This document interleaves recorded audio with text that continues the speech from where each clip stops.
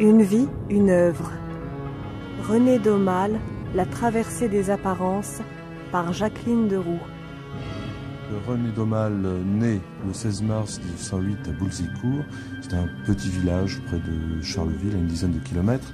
Il va passer, disons, ses années d'enfance essentiellement dans les Ardennes, à Viromolin, qui est également une ville, une petite localité à quelques kilomètres de Charleville. Mes ancêtres, aussi loin qu'on remonte dans les deux branches, vivaient entre Revin, Sedan, Vouziers, Rethel, Rocroi, et Maras est un exquis mélange de mongoloïdes, celtes, germaniques, espagnols et autres, qui n'ont même pas de nom. Il est assez net que dans les Ardennes, il y a quand même une route des invasions. Il y a à Rethel un pont des invasions où depuis les 1 jusqu'à juin 40 s'inscrivent les dates des passages d'hiver qui ont pu donner à René Daumal à la fois cet aspect indien mongol qui se mêle à des traits plus germaniques comme les yeux bleus ou les cheveux blonds. Pascal Sigoda. Là, il y a quand même une origine, disons, régionale et familiale. Alors, en ce qui concerne les Ardennes, René Daumal a quand même une position particulière. Ce n'est pas un thème, disons, fondamental de son œuvre, mais il a quand même été marqué par ce terroir, et on le retrouve notamment dans le traité des Patagrammes, où le décor qui est décrit existe encore et où on peut encore vérifier ce point. Ce dont on peut parler dans la région, c'est un petit peu sa famille. Il est évident qu'on ne peut pas tout trouver par ces recherches de sources. On peut noter quand même un grand-père féru de maçonnerie occultiste et mystique.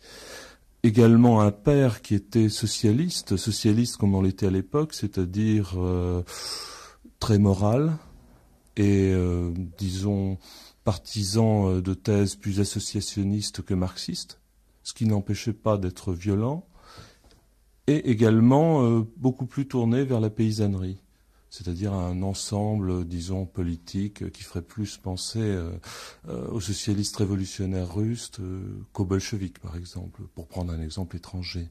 Enfin, ceci est un point un petit peu particulier. Donc, de ces ascendances germaniques et mongoles, il faut aussi voir que l'Ardenne est un terroir des Gaules, c'est un terroir celtique.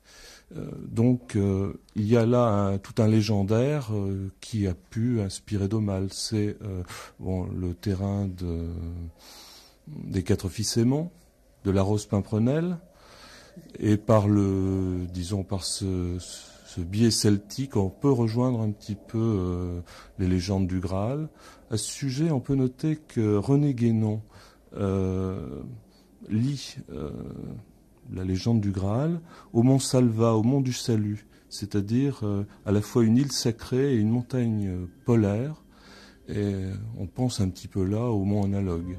Pour l'ensemble de sa jeunesse, ça sera les Ardennes et puis une coupure qui est due à la guerre de 14-18, où là il va suivre, disons, ses parents, et puis ne pas suivre ses parents non plus. Il y aura une petite errance entre Sarcelles, Paris, un retour à Langres, puis il revient à Charleville pour 3 ans entre 1919 et 1922, où il va se trouver au lycée Chanzy, qui est le vieux lycée de Charleville, qui est l'héritier du collège où était Rimbaud, et qui avait disparu dans un incendie. Ensuite, il va reprendre ses études et les continuer à Reims, au lycée de Reims, qui est devenu maintenant le collège-université. Et il va y être pendant 3 ans. Il effectue la seconde, la première et la classe de philosophie. Son professeur à l'époque est Marcel Déat. À ce moment, il va créer le patronage de simplistes avec Roger Vaillant, Roger Gilbert-Lecomte et Robert Mérat. 3 hommes étaient avec lui, marchands et conversants. Je reconnus François Rabelais du premier coup d'œil, bien qu'il se fût déguisé d'un habit de nonne, avec une cornette ample et planante, semblable à la mante marine, cette raie sinistre, sauf que la couleur sombre en était produite sur l'amidon par l'innombrable moucheture d'inscriptions hébraïques.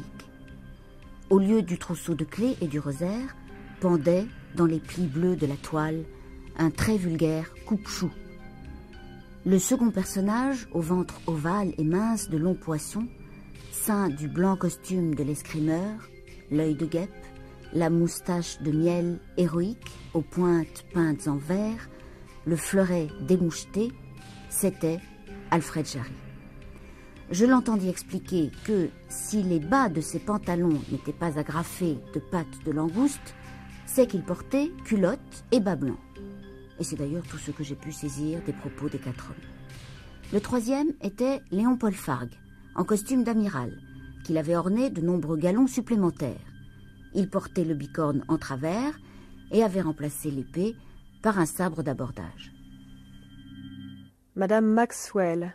Le thème de recherche de D'Aumale, ça a été la vérité. La vérité, le savoir métaphysique, si vous voulez. Ça paraît un peu bizarre comme formulation. En fait, D'Aumale, très jeune, a été sollicité par l'inquiétude de l'au-delà. Ce que c'était, ce qui se passait de l'autre côté. Tout le monde connaît l'histoire du tétrachlorure de carbone, quand, en faisant la chasse aux insectes, par mégarde, un jour, il a inhalé ce produit et ça a provoqué chez lui des sensations tellement extraordinaires qu'il a renouvelé l'expérience avec ses amis, le comte surtout, et ils sont passés à ce moment-là probablement, certainement même de l'autre côté. Cet autre côté que D'Aumale a admirablement raconté dans Un souvenir déterminant et a été pour D'Aumale l'autre côté métaphysique, absolument métaphysique. Quand il est arrivé à 14 ans au lycée de Reims, il s'est trouvé en contact avec des garçons très brillants, plus mûrs que leur âge, incontestablement, bien qu'ils aient eu 1 an de plus que D'Aumale. Et je suis à peu près persuadé, à travers l'étude des lettres, que D'Aumale a apporté cette dimension de sérieux dans la recherche, d'exigence dans le comportement. Et qui étaient ces garçons? Alors, ce sont les 3 fondateurs de la fameuse petite revue de poésie Apollo, c'est-à-dire Roger Gilbert Lecomte, Roger Vaillant, Robert Mérat. Quand ils ont fondé leur revue, et quand D'Aumale arrive, ils sont en seconde, mais D'Aumale est arrivé au second trimestre de la seconde. Avant, il a fait ses études secondaires à Charleville. Alors, il y a une petite chose intéressante à signaler, c'est que dans les photos de classe, la photo de classe de l'année de seconde, D'Aumale est tout à fait éloigné de Vaillant, de Mérat et de Lecomte, qui eux-mêmes sont séparés sur la photo de classe. Quand on arrive à la photo de rhétorique, Mérat, Vaillant sont rapprochés et Lecomte n'est pas loin. Et D'Aumale est toujours éloigné du groupe. Il faut arriver en philo pour avoir la photo avec les 3 garçons, Vaillant, Lecomte et D'Aumale, ensemble. Mérat était souffrant à l'époque, donc il ne figure pas sur la photo. Et ça, c'est très important parce qu'on s'aperçoit bien que ce fameux patronage simpliste, contrairement à ce qu'on dit généralement, n'a vraiment démarré qu'à la fin de la rhétorique. C'est-à-dire l'année fin 24, quoi. Ils ont comme professeur Marcel Déat. Marcel Déat était un personnage très curieux, un sociologue surtout, ancien héros de la guerre de 14-18, qui refusait tout dialogue avec ses élèves, qui dictait des cours qui étaient admirablement bien faits, mais qui n'avaient pas créé cette atmosphère de discussion, d'échange que toute la classe de philo attendait, d'ailleurs, pas seulement les simplistes. On peut dire que quand ils ont commencé à faire leurs recherches à travers cette petite expérience juvénile de D'Aumale avec le formol, ils ont cherché cet état un peu entre deux, entre le rêve et le rêve éveillé. Et ils étaient arrivés à une technique assez extraordinaire, puisque ils arrivaient à se rencontrer astralement, disons, au milieu d'une nuit. D'Aumale, d'ailleurs, raconte très bien toute cette technique dans Le souvenir déterminant, qu'il faut lire avec beaucoup d'attention.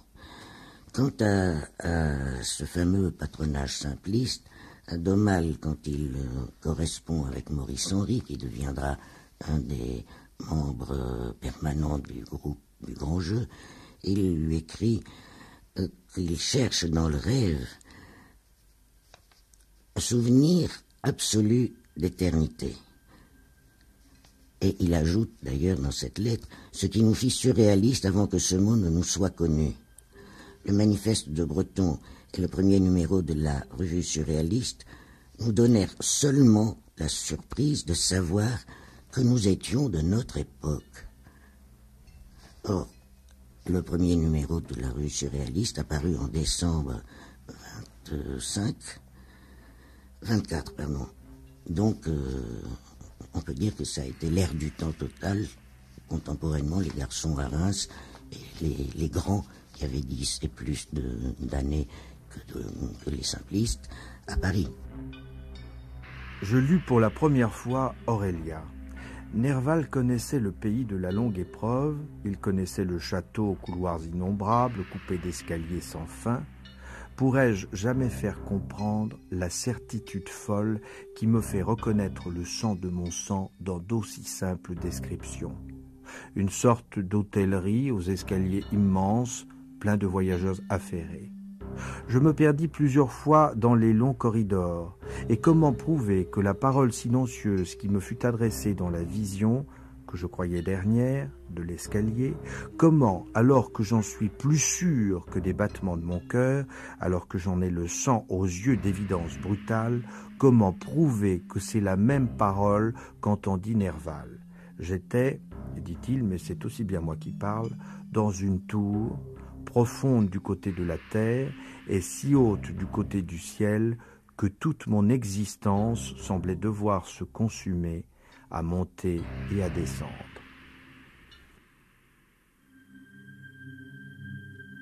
Incontestablement, ce qui les a réunis, c'est qu'ils étaient tous complètement fous de poésie. Domal, disait...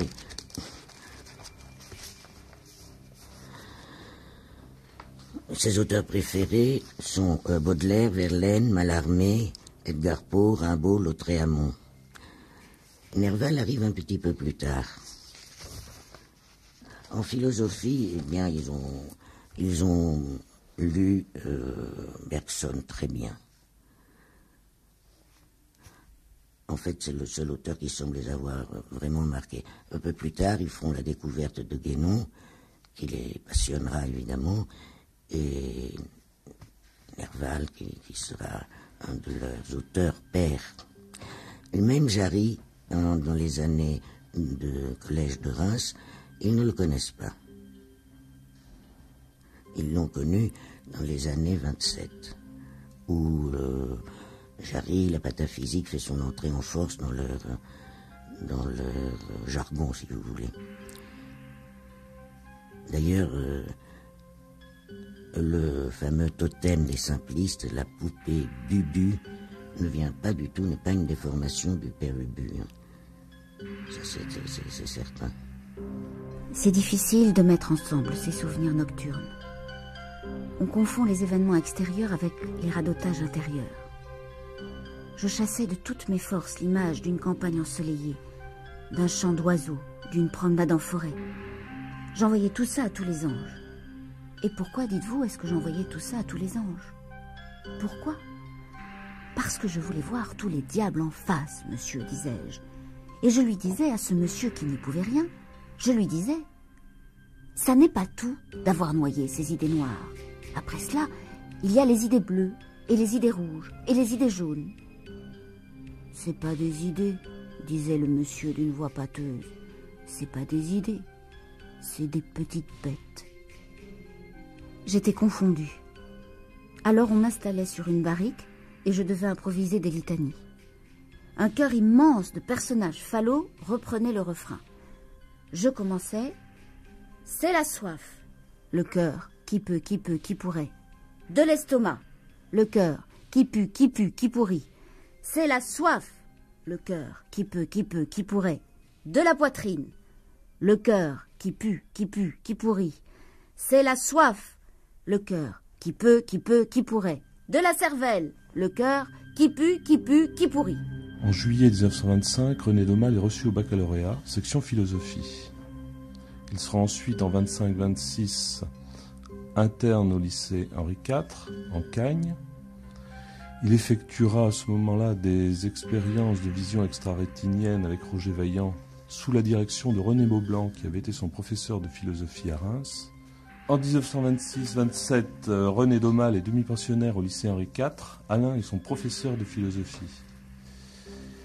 En 1926, son père, Léon Daumal, est nommé percepteur à Gonesse. Ce sera un lieu où René Daumal sera très très fréquemment dans sa famille. Le 8 juin 1927, concours de l'école normale supérieure. Il ne sera pas présent à la suite d'un petit accident, une chute de balançoire, si je me souviens bien. Le rire pataphysique, c'est la conscience vive d'une dualité absurde et qui crève les yeux. Au grand principe que toute évidence se vêt d'absurde comme sa seule manière d'apparaître. D'où l'apparence humoristique du raisonnement pataphysique, qui dès l'abord semble grotesque, puis à regarder de plus près, contenant un sens caché, puis à un nouvel examen décidément grotesque, puis de nouveau vrai plus profondément, et ainsi de suite. L'évidence et le ridicule de la proposition croissant et se renforçant sans fin.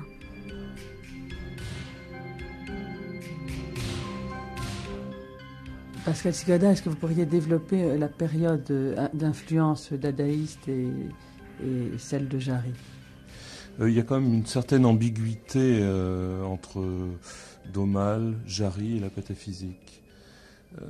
Roger Chatuc, qui avait fait une présentation de la pataphysique pour un public américain en 1960, notait par exemple que certains diplomates dans des conférences internationales, user de mots comme licorne ou de noms propres comme fait d'herbe, pour, disons, pratiquer un petit jeu entre eux, en essayant de faire passer ces mots ou ces noms de façon tout à fait naturelle.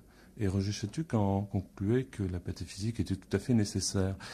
Dans ce sens-là, c'était une vue un petit peu limitée, mais je pense qu'il y a une partie dans la pataphysique de jeu sur le langage, que Loulipo a continué par la suite. Toute la partie acrostiche, contrepétrie, palindrome, lettres à la manière de George Sand, que l'on peut, retrouver dans la période du grand jeu, notamment avec dans des lettres à Maurice Henry. Donc on peut, lier Daumal et la pataphysique dans ce sens. Il y a une période où ça a pu l'intéresser. Alors il y a un autre point de vue, c'est sur le fait que sur bon nombre de points, il y a une liaison entre Jarry et Daumal.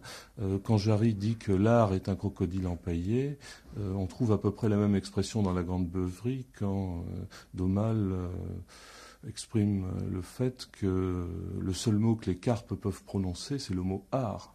Je trouve qu'il y a là une... on pourrait multiplier ce genre de rapprochement.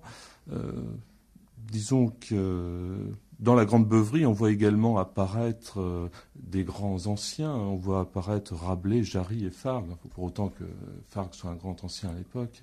Et quand le collège de pataphysique émettra des timbres pour célébrer ces grands anciens, on retrouve Rabelais, Jarry et Julien Torma. C'est, des parallèles. Est-ce que l'on peut dire qu'il y a une interprétation doctrinale et orthodoxe de la pataphysique? La question est elle-même pataphysique. Je crois qu'on... Disons qu'il y a deux côtés entre Daumal et Jarry. D'une part, il y a un peu le côté chaînon manquant, c'est-à-dire qu'entre la disparition de Jarry et la création du collège de pataphysique pendant une trentaine d'années, quelques écrivains vont reprendre le flambeau, très légèrement un peu les surréalistes. Beaucoup, mais de façon cryptée et discrète, un écrivain comme Alexandre Vialat, et à mon avis très profondément. Et puis d'autre part, D'Aumale, mais D'Aumale à la fois par ses chroniques du mois pataphysique dans la Nouvelle Revue Française, dans certains textes de Tu t'es toujours trompé, dans le traité des patagrammes. Disons qu'il y a une version de la pataphysique, mais qui sera plus tard l'objet de controverses. C'est notamment ces curieuses lettres à Julien Torma. Il y a quand même dans ces lettres, quelle qu'en soit l'origine, une séparation entre ce qui pouvait être la doctrine du collège dans les années 50, c'est-à-dire d'un côté D'Aumale qui aperçoit une voie, et Torma qui dit mais nous, pour nous, il n'est même pas question d'aller en dehors des chemins parce qu'il n'y a pas de chemin pour nous. Il y a toute cette distinction lorsqu'il part de ce jeu que nous ne voulons même pas appeler grand. Toujours le collège qui s'exprime dans ce sens. Donc il y a quand même une vision peut-être plus, disons moins croyante, plus nihiliste du côté de la pataphysique. Il est trop certain que vous, André Breton, ne pouvez venir à nous. Mais nos situations respectives dans le monde, parmi la foule de nos ennemis communs, ne nous permettent pas de nous ignorer mutuellement. Observons-nous donc les uns les autres dès maintenant, et nous verrons lesquels, de vous ou de nous, iront le plus loin dans la direction du but que vous avez parfois nettement entrevu. Ainsi, lorsque vous écrivez, tout porte à croire qu'il existe un certain point de l'esprit d'où la vie et la mort, le réel et l'imaginaire, le passé et le futur, le communicable et l'incommunicable, le haut et le bas, cessent d'être perçus contradictoirement. Il s'agit bien du point vers lequel tendent nos efforts, de ce point où finalement nous vous assignons rendez-vous, rejetant ceux qui, comme vous dites, gardent quelques soucis de la place qu'ils occuperont dans le monde. Nous sommes certainement les plus conscients des chercheurs voués pour toute leur vie à cette identité sans nom, les plus impitoyables pour tous ceux qui, par force, par ruse, par sophisme, s'opposent à notre marche. Tandis que vous, vers qui nous avons pu jadis tourner les yeux comme vers un de ces guides dont la fonction est de conduire les hommes aussi loin que près d'eux-mêmes, vous risquez fort de rester paralysés, pris au piège que vous vous êtes tendu, et à ceux que votre extraordinaire aveuglement a permis à vos ennemis, déguisés ou non, de vous tendre. Prenez garde, André Breton, de figurer plus tard dans les manuels d'histoire littéraire, alors que si nous briguions quelque honneur, ce serait celui d'être inscrit pour la postérité dans l'histoire des cataclysmes. Mais après toutes ces réserves qui portent seulement sur la possibilité et l'opportunité d'une collaboration matérielle prochaine, sachez bien, André Breton, que si en l'absence d'un événement extérieur assez impérieux pour exiger notre rapprochement immédiat, il s'en faut que nous soyons prêts à travailler ensemble, sachez que nous n'en continuons pas moins à vous regarder comme un des rares hommes qui vont, sans trahir, dans la seule voie où nous nous permettions d'aller. Pour une fois, et nous tenons à le déclarer publiquement, très haut, vous avez devant vous des hommes qui, se tenant à l'écart de vous critiquant même souvent avec sévérité, ne vont pas pour cela vomir sur vous leurs plus basses insultes. Si nous ne pouvons rien entreprendre de clair avec vous pour le moment, si nous avons des reproches à vous adresser, ce n'est en aucun cas à votre personne morale que nous nous en prendrons. Elle nous apparaît toujours, de près ou de loin, aussi intacte que jadis. Et il faut plus que des désaccords temporels ou des mouvements d'humeur pour détruire l'estime que fait naître en nous un homme possédé par la même recherche à laquelle nous avons, comme lui, tout sacrifié. André Coynet. Si je vais parler surtout des rapports entre le surréalisme et le grand jeu, et en même temps centrer un peu ces rapports sur les rapports de l'un et de l'autre avec Guénon et la tradition, il faut remonter évidemment au début du surréalisme, en 1924, à l'époque du premier manifeste et du début de la revue La Révolution surréaliste. Breton a avoué ou revendiqué en 1952, lors de ses grands entretiens, qu'il avait écrit une lettre à Guénon pour inviter Guénon à collaborer à la Révolution surréaliste. Cela veut dire qu'il avait déjà lu Guénon. en 1924, Guénon n'avait pas tellement publié, non, qu'il avait été arrêté et passionné par l'écriture de Guénon, et en même temps qu'il avait très mal lu, parce que le fait de demander à Guénon de participer à la révolution surréaliste, c'était complètement aberrant. Non. Ce qui est remarquable, c'est que D'Aumale, qui, je répète, était beaucoup plus jeune que Breton, lui connaissait Guénon dès les premiers numéros du Grand Jeu, et le connaissait bien. Je lis une citation du premier numéro du Grand Jeu, où D'Aumale revendique le rapport entre la poésie et ce qu'il appelle la doctrine. Il parle de cette évidence que la poésie n'est que l'un des noms de la doctrine, avec la poésie avec majuscule, la doctrine avec majuscule, indéfiniment oubliée et retrouvée par l'esprit humain, dont la découverte, si elle apparaît comme la contrepartie d'un rap, porte en elle l'amorce d'une possible réhabilitation de l'homme.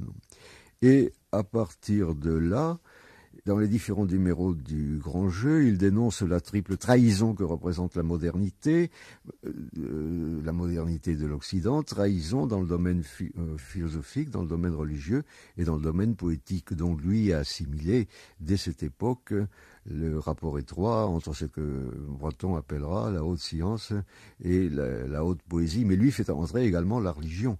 Alors, le conflit entre le surréalisme et le Grand Jeu se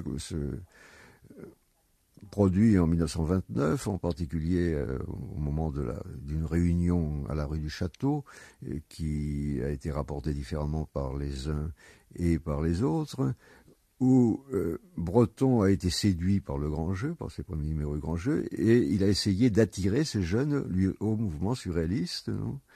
Et ces jeunes n'y sont pas entrés.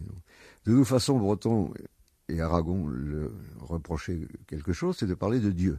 Le mot Dieu était interdit dans le surréalisme. Breton, une des seules fois où il employait Dieu, c'était pour lancer sa fameuse formule « Dieu est un porc ». Or, il reproche justement à ces jeunes du Grand Jeu, qui par ailleurs le séduisent, non, d'employer le mot Dieu et même de parler du Dieu en trois personnes, non, ce qui est évidemment le comble pour un surréaliste.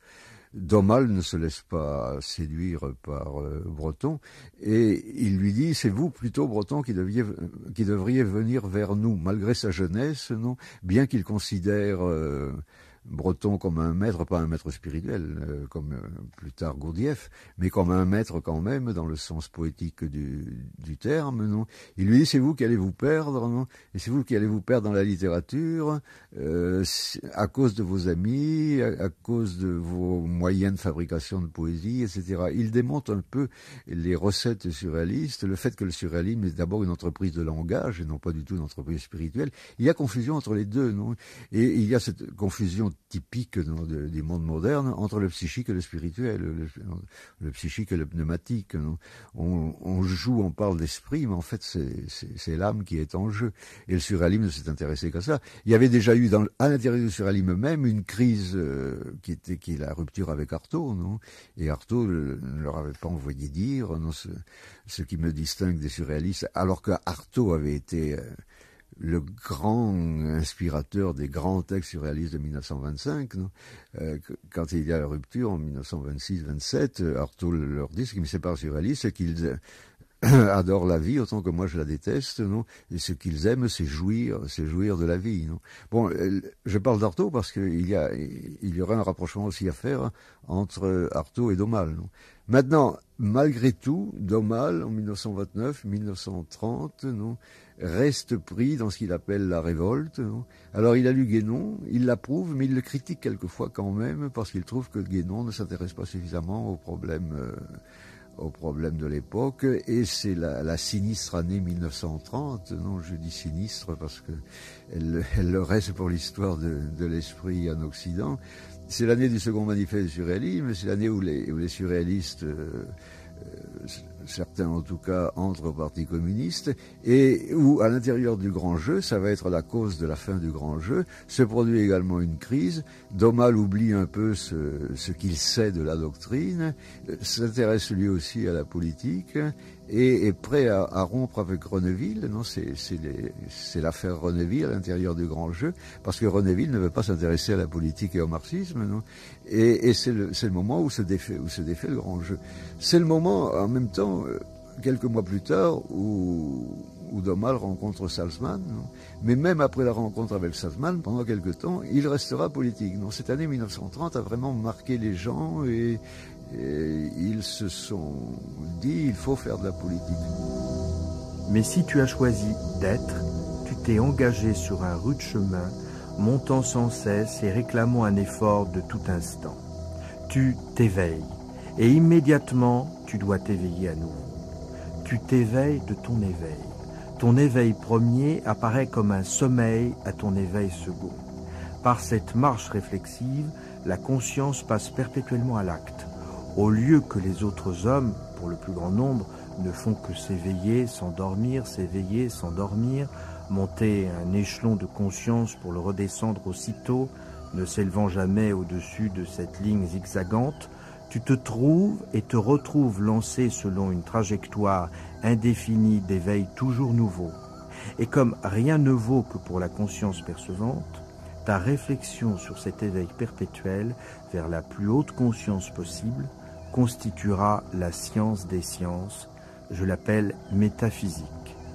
Alors, ce qui me semble remarquable du Domal de l'époque de Grand Jeu, c'est cette connaissance déjà, une connaissance fondée sur l'expérience. Il a été hanté par l'absurdité de l'existence depuis son enfance, depuis ses rêves d'enfance, et il a fait ses expériences limites qui l'ont conduit au bord de la mort. Non, c'est l'expérience du tétrachlorure de carbone, etc. Donc, il était parti, lui, pour un côté expérimental, évidemment, qui excusable par sa jeunesse, non, mais qui, de toute façon, l'orientait vers une quête au sens propre du terme, tandis que lorsque Breton parlait du point suprême et tout ça, il jouait encore avec les mots. Les surréalistes ont joué avec les mots et avec les grands mots.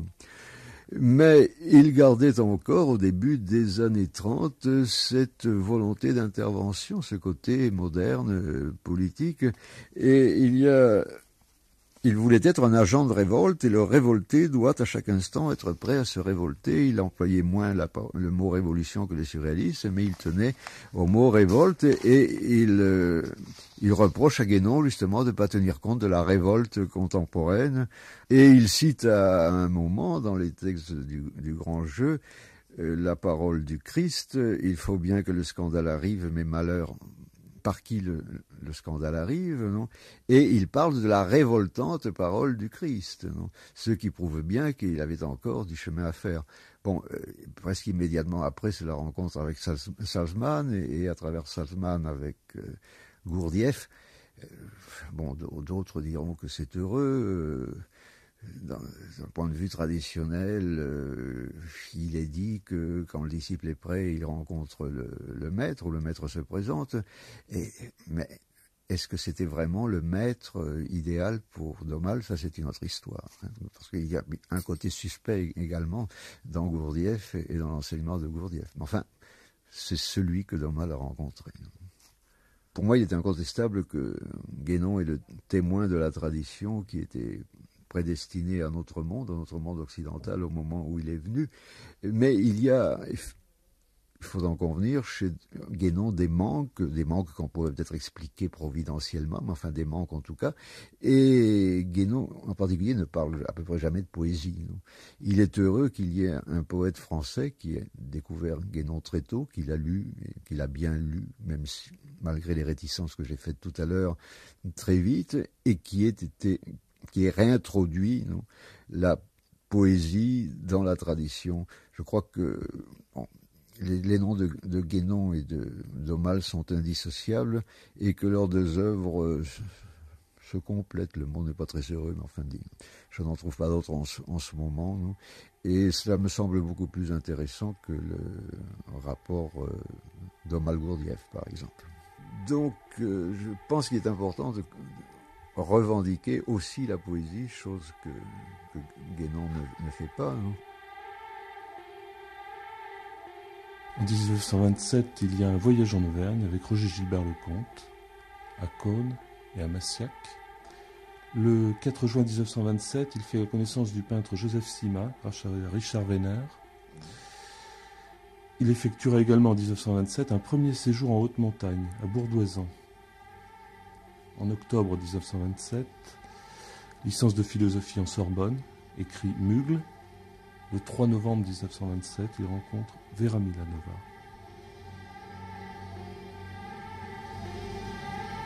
Philippe Lavastine disait qu'à l'en croire, René, à l'âge de 18 ans, aurait rêvé qu'il aimait une femme d'un amour profond et réciproque et que leur union durait 8 ans. Son impression d'avoir réellement passé 8 ans avec cette femme fut si forte que 8 ans se passèrent dans un célibat total. Et c'est alors qu'il rencontra Vera Milanova. Ce songe avait été si réel, le sentiment de cette relation si intense et la durée apparemment si longue, que nulle femme avant la rencontre de Vera ne pouvait supporter la comparaison avec la dame de son rêve. Lavastine insistait sur le caractère indubitablement sérieux et grave que ce rêve avait eu pour son ami et sur l'ardeur de son attente de rencontrer la dame en question. Alors Nadine Nimier, est-ce que vous pouvez évoquer la dame en question, qui fut la dame de René d'Aumale? La dame de René d'Aumale, je ne l'ai pas vraiment connue, celle-là, la dame de René d'Aumale, parce que de longues années s'étaient passées entre le moment de la dame et le moment où je l'ai connue, puisque j'ai rencontré Vera à travers les groupes constitués postérieurement à la mort de Gurdjieff, Vera ayant repris une partie des groupes et prolongé une partie des groupes et du travail de Gurdjieff.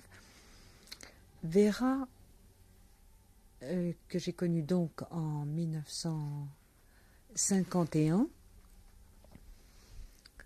était pour moi une femme, sinon une jeune femme, du moins une femme jeune. Et alors, quelle m'a été ma stupéfaction en repérant les dates, comme on dit, de Vera Milanova d'Aumale, qui était d'ailleurs, quand je l'ai connue, déjà remariée au grand paysagiste jardinier qui était Russell Page. Eh bien, j'ai donc récemment recherché ces dates et je vois 1892-1962. Ça veut dire qu'elle avait quelque chose comme 59 ans quand je l'ai rencontrée. Pour moi, c'était j'étais moi-même très jeune, mais c'était une femme très jeune. Et je crois que le contact n'a pas été seulement celui d'une personne qui venait s'asseoir au milieu des groupes dans le silence feutré de ce type de travail, mais une rencontre personnelle, puisque nous sommes devenus, et je ne sais pas pourquoi, je m'interrogerai toujours de savoir pourquoi, je crois très amis. Alors physiquement, c'est une personne très impressionnante, car elle était à la fois une dame, effectivement, la dame des rêves de d'Aumale était une petite dame, une très petite dame, très remarquable à plus d'un titre. Je dirais par sa densité, par son intensité. Une énorme intensité, une énorme concentration sortait de sa personne en même temps et parallèlement à une énorme gaieté. Et ce qui était absolument merveilleux avec Vera, c'était que une fois passé la concentration, le moment de concentration du travail des groupes, une fois passé le moment de grande concentration dans les mouvements, dans le travail des mouvements, qui était une sorte de travail intermédiaire entre la danse, la mathématique, je n'oserais pas dire la gymnastique, mais il y avait des mouvements très cadrés, comme ça, très codés, qui pourraient rejoindre, vu de l'extérieur, une sorte de gymnastique dansée. Eh bien, on trouvait une Vera prime sautière, joyeuse, absolument d'une drôlerie irrésistible. Je l'ai souvent eu chez moi, je suis souvent allée chez eux, et elle s'amusait comme une gamine avec mes enfants qui étaient très très petits à cette époque, minuscules. Et c'était la joie de partager une amitié avec quelqu'un d'aussi vivant. Si j'insiste sur cet aspect de vivacité et toute cette vie qu'il habitait, c'est que j'avais eu une rencontre peut-être un peu difficile avec le travail de Gurdjieff par un autre groupe, et où, selon moi, enfin, l'ennui était carrément torride. Je voyais des personnes qui s'endormaient au sens physique du terme en un lieu où l'éveil était préconisé. Tout le travail reposait sur le mot, sur le travail de l'éveil. Moi, je me retenais de ne pas sombrer. Quand j'ai trouvé Vera, j'ai trouvé exactement le contraire. Pour vous la décrire, bien, j'ai retrouvé vraiment intact une sorte de cohésion entre le souvenir que j'en ai aujourd'hui en 1992, à la veille de 93, et le portrait superbe qu'en a fait Sima en, je dirais, 1930. Il faudrait retrouver la date exacte dans le catalogue. Alors Vera avait un regard bleu, intense, qui était à la fois dirigé vers l'intérieur et vers l'autre. Je veux dire que quand elle vous regardait, on avait l'impression qu'elle disait « J'attends quelque chose de vous, mais prenez tout votre temps ». Et en même temps, il y avait une petite lueur de malice qui disait « On n'est pas là pour s'ennuyer, mais quand même, il va falloir qu'on s'occupe de son machin, il va falloir qu'on s'occupe de ce pourquoi on est là, de ce qui nous habite et puis de ce qu'on veut en faire. »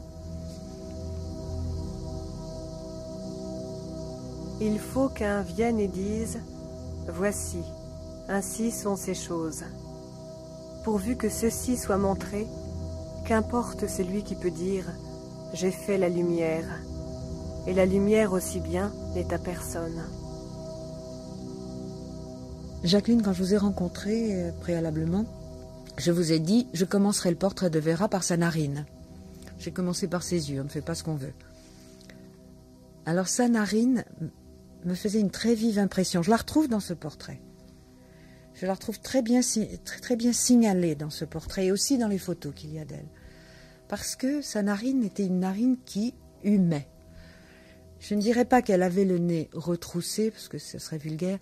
Elle avait un très très joli nez, extrêmement spirituel, était ponctué par cette narine qui humait le monde. Et on sentait déjà, ce qu'on allait retrouver plus bas dans son visage, c'est-à-dire sa bouche, une sorte de gourmandise, une appétence qui, moi, m'enchantait. Ça allait tout à fait avec mes idées. Je regardais sa bouche, et sa bouche, je l'ai beaucoup observée. Je l'ai beaucoup observée en méditation, je l'ai beaucoup observée dans la vie, parce que son visage vraiment me captait. Et elle avait une bouche très, très mobile, très sinueuse, très charnelle, très sensuelle. Et de temps en temps, dans les commissures, s'abaissait dans une sorte de bouderie qui laissait penser qu'il pouvait y avoir eu en elle, il y avait peut-être encore, mais qu'il avait pu s'exprimer en elle un rejet, une sorte de violence très très forte. J'ai toujours eu l'impression que c'était quelqu'un qui avait dû être capable d'immense violence, voire même d'immense colère. Alors ma stupéfaction était de retrouver dans une lettre de René Daumal, que je n'ai pas connu bien sûr, à Vera, en 1931, un petit passage qui confirmait qu'il devait y avoir de fabuleuses colères, rentrées ou sorties, chez Vera. Je voudrais juste lire ces quelques lignes. « Je suis horriblement lucide. Ce quelque chose qui vous torture, c'est en effet un terrible scorpion agrippé au-dedans de vous.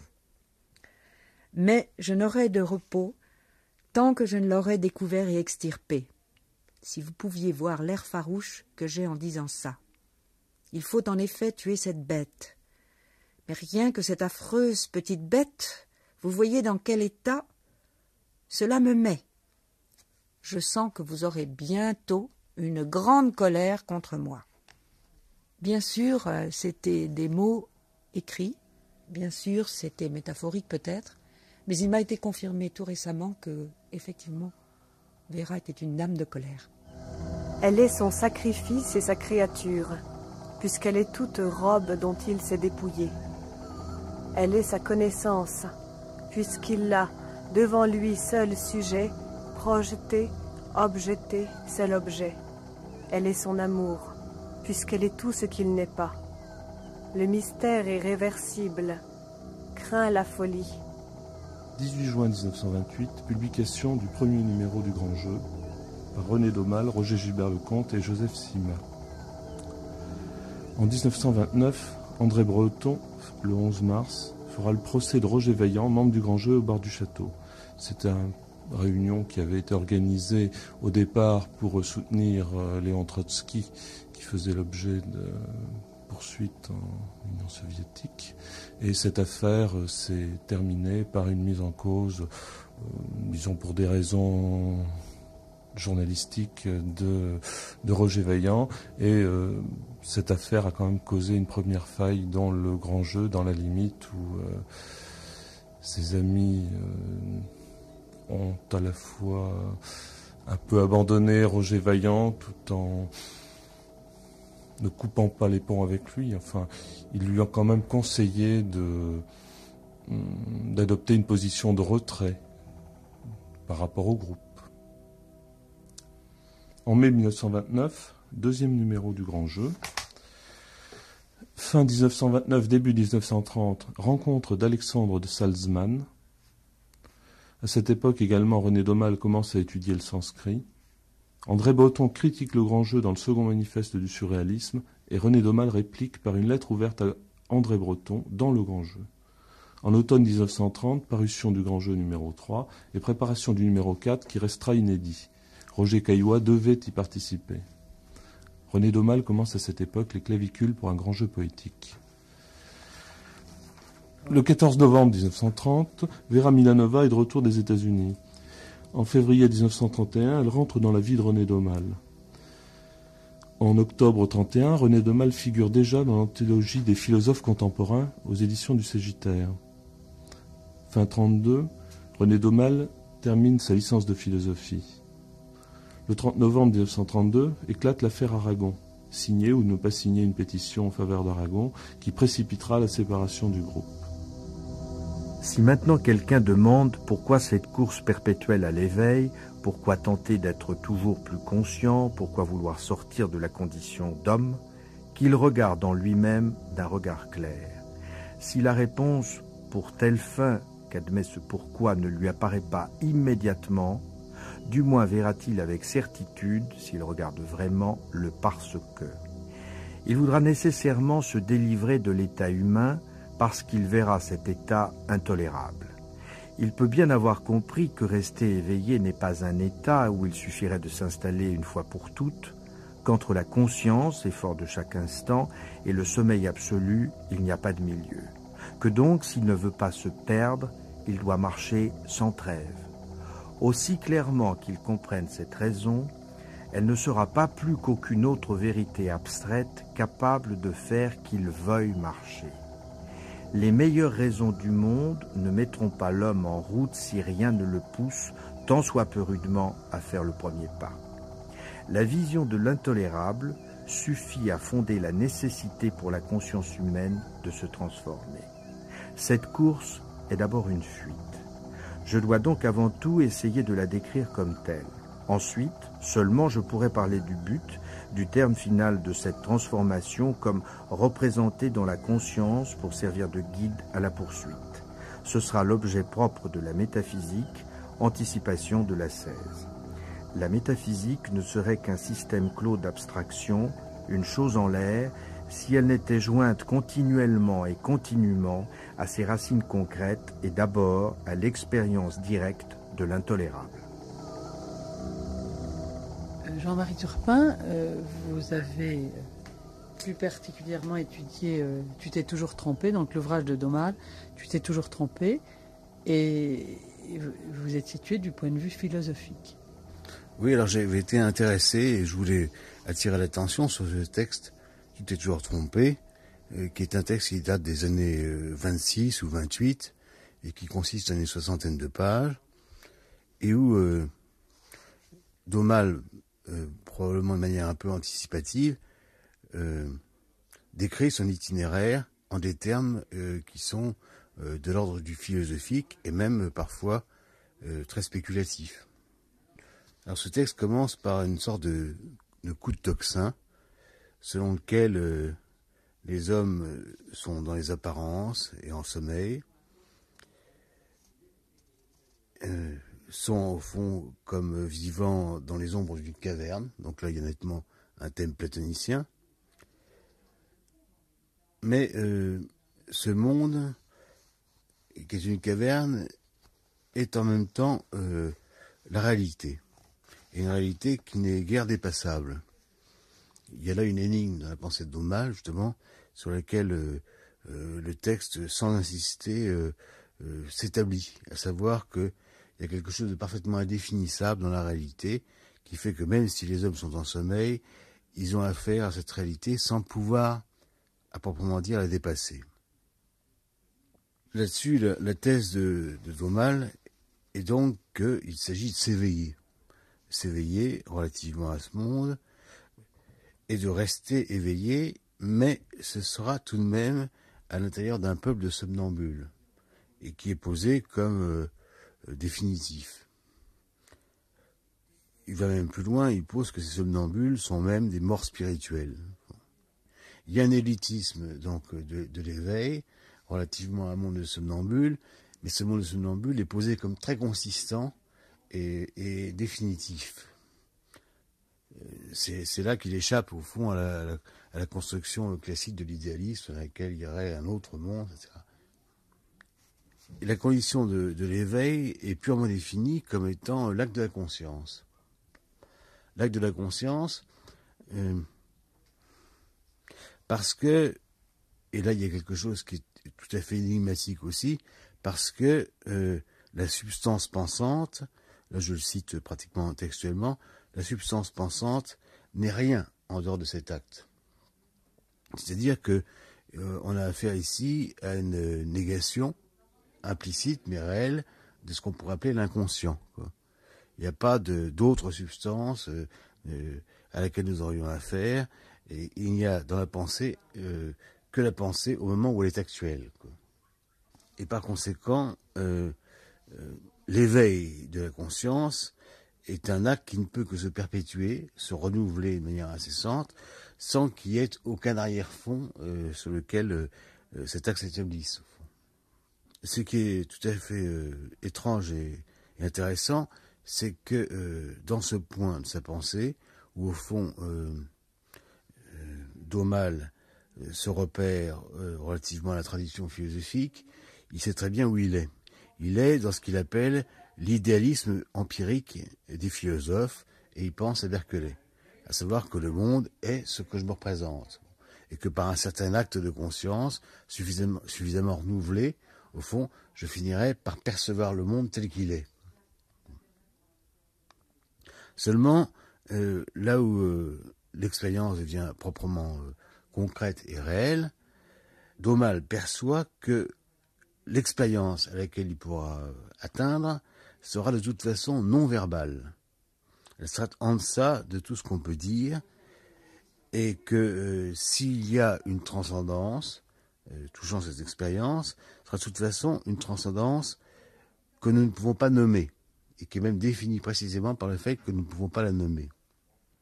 Et d'autre part, ce qui rend aussi extrêmement concrète l'expérience de Daumal, c'est que cette expérience sera celle d'une scission interne. Le moi ne se rejoindra pas. S'il y avait une réunion possible, ce serait une seconde naissance, mais qui est présentée comme très hypothétique et avouée comme relevant d'une énigme et impliquant toutes sortes de luttes et de dangers où l'apparente, prise de conscience de ce qu'est l'enveloppe humaine peut retomber dans d'autres alternoiements, dans d'autres complications, et ceci peut être à l'infini. Il y a donc une impression de scission interne et de grand danger, touchant cette seconde naissance possible, mais seulement possible. Alors ce qui est assez frappant dans ce texte, qui est donc un texte de Genèse, c'est que, en face de cet être qui est posé comme non nommable, l'acte de la conscience qui permettrait de l'atteindre est lui défini comme étant par essence négatif. C'est purement et simplement le fait de se désenvelopper du sommeil sans atteindre à aucune positivité qui soit propre à celui qui se désenveloppe. Le moi est défini comme étant essentiellement négatif. Là-dessus, je parcours le texte sans arriver à en cerner toutes les énigmes. Là-dessus, ce moi, qui donc se saisit, s'aperçoit de lui-même comme une espèce de puissance de négation. Ce moi doit pouvoir s'approcher de ce que les hindous appelaient Atman, ou le soi. Mais ceci ne peut se faire que dans une pratique qui est évoquée de manière très énigmatique, à mon avis, comme la pratique du yoga. D'une part, et d'autre part, c'est une pratique qui implique essentiellement la transmission. C'est-à-dire qu'elle est nulle et non avenue même si il s'agit d'une expérience solitaire. Ça n'a de sens que si ça se transmet. Et alors, ce qui est le plus curieux dans cette démarche donc de jeune homme, mais qui au fond est probablement l'annonce de ce qui sera sa propre vie, quoi. Ce qui est le plus curieux, c'est que cette approximation de la conscience de soi avec cet Atman ou ce soi, etc., ne se décrit que dans une énigme nouvelle et finale, qui est celle de l'Advaita. Toutes les choses sont dans le soi, mais le soi n'est en aucune chose. La poésie noire est féconde en prestige comme le rêve et comme l'opium. Le poète noir goûte tous les plaisirs, se pare de tous les ornements, exerce tous les pouvoirs en imagination. Le poète blanc préfère aux riches mensonges le réel, même pauvre. Son œuvre, c'est une lutte incessante contre l'orgueil, l'imagination et la paresse. Acceptant son don, même s'il en souffre et souffre d'en souffrir, il cherche à le faire servir à des fins supérieures à ses désirs égoïstes, à la cause encore inconnue de ce don. Je ne dirais pas « un tel est un poète blanc, un tel un poète noir ». Ce serait l'idée tombée en opinion, en discussion et en erreur. Je ne dirais même pas « un tel a le don poétique, un tel ne l'a pas ». L'ai-je? Souvent, j'en doute. Parfois, je crois en être sûr. Je n'en suis jamais certain une fois pour toutes. Chaque fois, la question est nouvelle. Chaque fois que l'aube paraît, le mystère est là tout entier. Mais si je fus jadis poète, certainement je fus un poète noir. Et si demain je dois être un poète, je veux être un poète blanc. De fait, toute poésie humaine est mêlée de blanc et de noir. Mais l'une tend vers le blanc, l'autre vers le noir.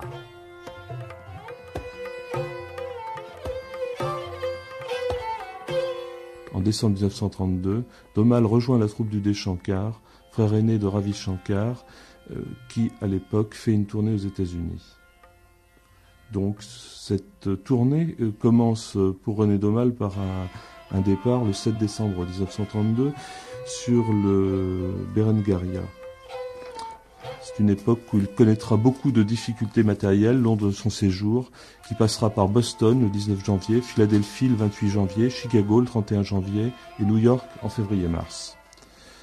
En printemps 1933, René Domal doit faire son service militaire. En fait, il passera par Nancy, il y restera une dizaine de jours, sera ensuite transféré au Val-de-Grâce et enfin réformé. Il séjournera ensuite en 1934 à Abondance, Haute-Savoie. Et en juillet 1934, René Domal et Vera Milanova reçoivent à Évian l'enseignement de Gurdjieff par l'intermédiaire de Madame de Salzmann. Souviens-toi de ta mère et de ton père et de ton premier mensonge, dont l'indiscrète odeur rampe dans ta mémoire. Souviens-toi de ta première insulte à ceux qui te firent. La graine de l'orgueil était semée, la cassure luisait, rompant la nuit une. Souviens-toi des soirs de terreur où la pensée du néant te griffait au ventre et revenait toujours te le ronger comme un vautour. et souviens-toi des matins de soleil dans la chambre. Geneviève Lief. C'est donc en 1941, en automne 1941, que je travaillais avec Luc Dietrich. Plus exactement, Luc nous initiait, mon mari et moi, à la doctrine, à ce qu'il savait déjà de la doctrine de l'enseignement de M. Gurdjieff. Lui avait été initié, si vous voulez, par Philippe Lavastine. Mais il y avait assez peu de temps qu'il était dans le travail et comme nous avions entrepris ensemble de travailler les idées de M. Gurdjieff, il s'est révélé assez vite que notre interrogation débordait de beaucoup ce que Luc avait déjà acquis, si vous voulez. Et c'est Luc lui-même qui a pensé nous adresser à René Daumal pour continuer à approfondir les idées. Et c'est sur l'instigation de Luc, donc, que, à l'automne, vers le mois de septembre ou octobre 1941, je suis allée rendre visite au Daumal, qui habitait à ce moment-là à Allo, près de Marseille. Nous savions qu'ils avaient déjà, eux, non seulement reçu les idées, mais ils les avaient pratiquées avec Madame de Salzmann depuis une dizaine d'années. C'est en 1930, je vous le rappelle, qu'il a rencontré Monsieur de Salzmann. René était déjà assez malade à l'époque, et surtout qu'en plus de la tuberculose, il avait une double tuberculose, enfin il avait une tuberculose, il avait les poumons vraiment très atteints. Il avait eu des extractions dentaires très importantes et il était donc assez fatigué quand je l'ai rencontré.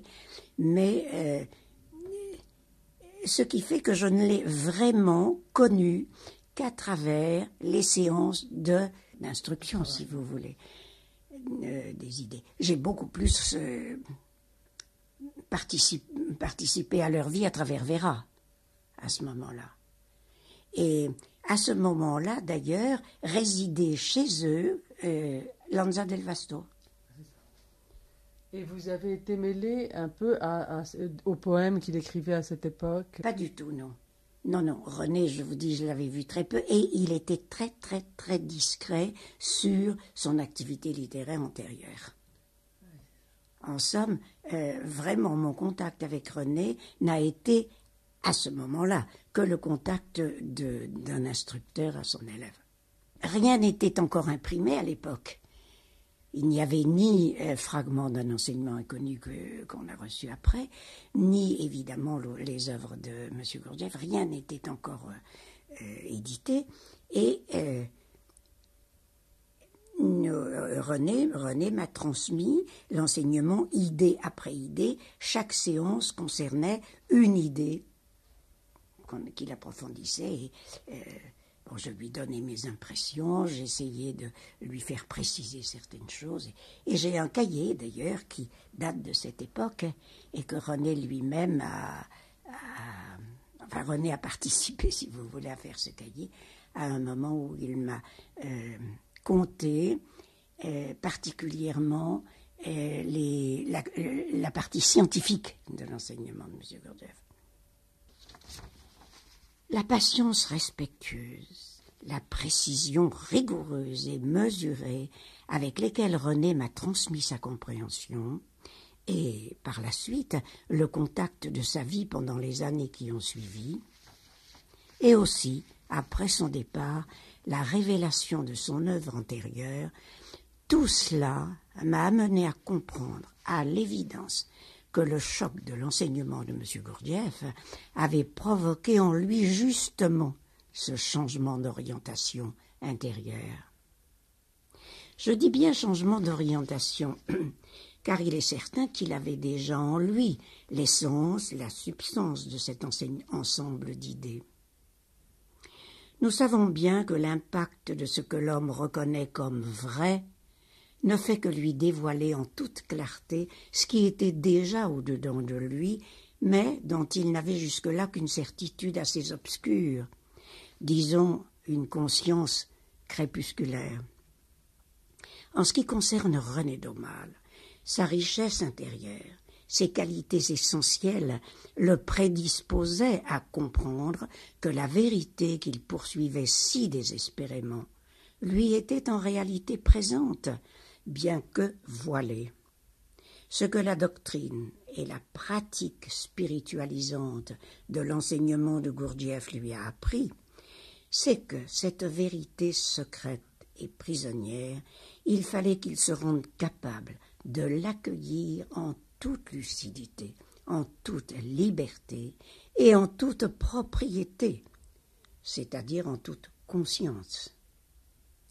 À sa quête d'absolu, à sa détermination intransigeante du tout ou rien, une autre direction a été proposée. « Je ne veux rien savoir que je n'ai payé pour savoir », René a-t-il déclaré ensuite, montrant combien il avait compris qu'être et connaître sont intimement liés, d'une manière tout à fait irréductible. C'est dans cet esprit que, sachant mettre le oui et le non à leur vraie place, il avait allumé en lui la guerre sainte, infléchi sa rigueur en discipline héroïque contre les forces ennemies au-dedans. Et cela, j'en fus témoin, malgré les souffrances de sa maladie et de son dénuement extérieur.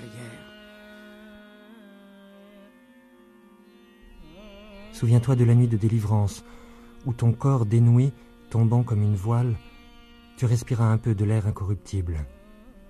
Et souviens-toi des animaux gluants qui t'ont repris.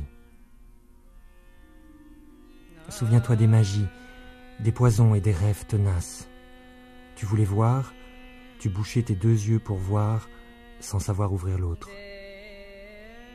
Souviens-toi de tes complices et de vos tromperies, et de ce grand désir de sortir de la cage.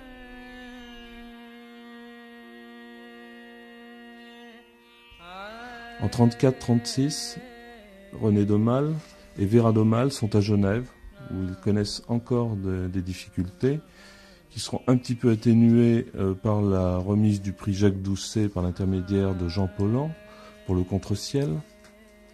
En 1935, René d'Aumale séjourne à l'île de Ré et à Hendaye. Mars 1936, mars 1939, il vit à Sèvres dans un cadre communautaire sous la direction de Madame de Stalzmann.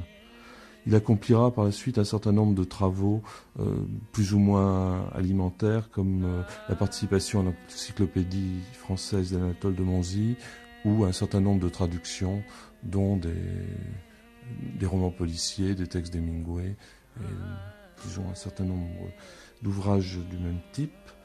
En août 1937, il est à Vaujany-Isère, encore un séjour de montagne. En avril-août 1939, il est à Paris. En avril 1939, c'est la parution de La Grande Beuverie. En juillet-août 1939, il commence Le Mont Analogue. Et en septembre 1939, il est à nouveau de retour à Paris.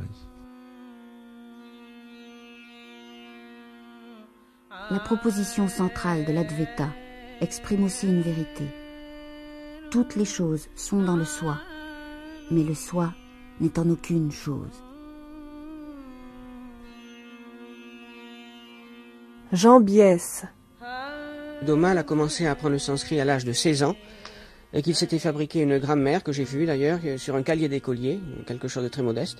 Et parce qu'il était pauvre, il avait souci de ne pas perdre la moindre surface de ses papiers, donc tout était écrit en caractères extrêmement minuscules et sans perte d'espace. Il avait traduit, et Jacques Mazui m'a dit qu'il avait en quelques années atteint une véritable maîtrise de cette langue sanskrite. Il s'était essayé à traduire, par exemple, le Natya Shastra, qui est le traité du théâtre hindou, des hymnes du Rig Veda, des fragments de la Bhagavad Gita et les lois de Manu, le Panchatantra, qui est un recueil de fables dont La Fontaine s'est inspirée au XVIIe siècle à travers une traduction latine, et un certain nombre d'autres textes sacrés. Et il voulait rendre compte dans ses traductions de la polysémie du sanskrit, c'est-à-dire que pour chacun des mots traduits, il donnait un équivalent des différents synonymes par lesquels on pouvait le remplacer. Il y avait donc une polysémie dont il a rendu compte dans ses traductions. Et il voulait aussi les traduire avec une mentalité d'enfant sauvé, comme il dit, en essayant de retrouver la mentalité, la transparence mentale des Rishi, donc des premiers voyants. Simone Weil a fait un petit peu la même chose quand elle s'est essayée à traduire le grec. Il faut dire qu'il a écrit de nombreux articles sur les différents domaines de l'Inde, en particulier sur le théâtre, donc, sur la musique, sur la danse et sur les différents yogas. Pourriez-vous maintenant nous parler des apports de l'Inde sur l'œuvre et la personne de René Daumal? Bien, écoutez, ce sont des apports multiples. Je m'en tiendrai à l'essentiel. Il a d'abord découvert dans les Puranas la doctrine des cycles cosmiques, qui relie les cycles donc à une conception cyclique du temps, alors qu'en Occident nous sommes habitués à une conception uniquement temporaire et linéaire. Il est donc très difficile d'essayer de comprendre de quoi il s'agit. Ben, il s'agit tout simplement d'envisager le temps à l'aide d'immenses aires cosmiques, comme à l'intérieur d'une année on distingue des saisons successives. Et de même que dans une année il y a 4 saisons, de même sur une longue période indéterminée de temps, il y a des phases également, que l'on peut diviser en 4 également. Et il a appris dans les Puranas que nous étions actuellement dans la dernière phase d'un cycle majeur, d'un Manvantara, et que cette phase s'appelle dans les textes de l'Inde le Kali Yuga. Comment se manifeste le Kali Yuga? Eh bien par tout ce que l'on voit aujourd'hui autour de nous, par un matérialisme croissant et absolu, par la destruction de la connaissance initiatique, la destruction des ésotérismes religieux, et par le règne croissant de la confusion, aussi bien au plan matériel qu'au plan mental et psychique. Un autre apport, c'est la primauté de l'être sur l'avoir, autre notion extrêmement difficile à comprendre également de la mentalité moderne, c'est-à-dire que l'Inde et avec elle toutes les traditions spirituelles d'ailleurs, toutes les sociétés traditionnelles, considèrent que l'être peut se mesurer à l'égal de l'avoir, et que, alors que l'occidental part de la mesure de l'avoir, l'oriental part de la mesure de l'être. Et Daumal écrit textuellement, l'hindou reconnaît une hiérarchie dans l'être des hommes, c'est-à-dire que le maître, le gourou, est plus que le disciple. Il a certainement découvert ou il s'est conforté quant à l'unité des traditions, ce qu'il avait déjà probablement saisi chez Guénon. Oui, il a lu dans Guénon effectivement que toutes les traditions se rejoignaient au plus haut, et il en a eu la confirmation dans l'Inde, en particulier à partir du moment où il s'est intéressé à Ramakrishna. Il a traduit lui-même pour Jean Herbert un certain nombre des enseignements de Ramakrishna. Que dit cette unité? Eh bien, c'est qu'au-delà des exotérismes religieux qui, eux, diffèrent ou même éventuellement s'opposent, il existe un noyau central spirituel et non religieux, et qui donc se retrouve exactement le même à travers les différentes traditions de l'Orient et de l'Occident. Et c'est ainsi qu'au fil des années, il s'est adouci dans son jugement à l'égard du christianisme, contre lequel il était farouchement sous l'influence sans doute de son père qui était fortement anticlérical, et il a découvert dans le christianisme le même ésotérisme que dans les autres traditions. En particulier, il s'est intéressé à Maître Eckhart, et il s'est plu à établir des correspondances entre certains points de la doctrine chrétienne et de l'hindouisme. Par exemple, la Trinité et le Satchit Ananda de l'Inde, ou bien la notion d'incarnation dans le christianisme et l'avatara dans l'Inde, même s'il y aurait certains points de détail qu'il faudrait souligner. Et c'est cette même unité qui l'a amené d'ailleurs à s'intéresser également au bouddhisme zen. Il a traduit des textes de Suzuki, au hassidisme, peut-être sous l'influence de sa femme qui était juive, et au bouddhisme tibétain. Il s'est intéressé au Bardo Todol et à l'ensemble des traditions, au soufisme aussi, car enfin son idée du poème La guerre sainte lui est inspirée du soufisme.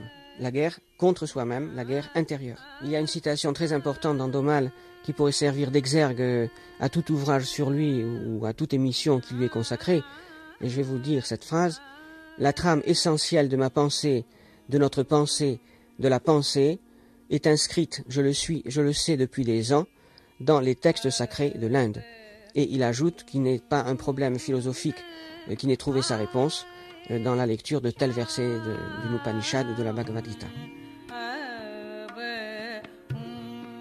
Par la suite, ces jours seront liés aux événements de la Deuxième Guerre mondiale. C'est ainsi qu'on le retrouve le 18 juin 1940 à Cahors. Le 5 décembre 1940, il épouse Vera Milanova.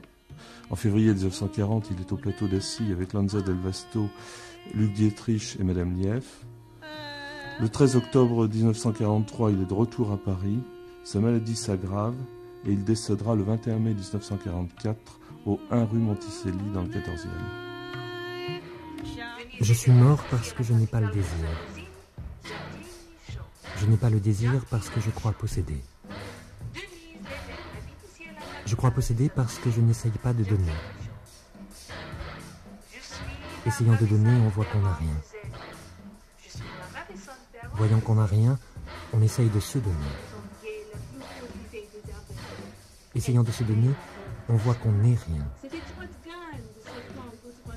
Voyant qu'on n'est rien, on désire devenir. Désirant devenir, on vit. C'était Une vie, une œuvre. Aujourd'hui, René Daumal, La traversée des apparences par Jacqueline Deroux, avec la participation de Madame Maxwell, Pascal Sigoda, André Coynet, Nadine Ninier, Jean-Marie Turpin, Jean Biès, Geneviève Lief,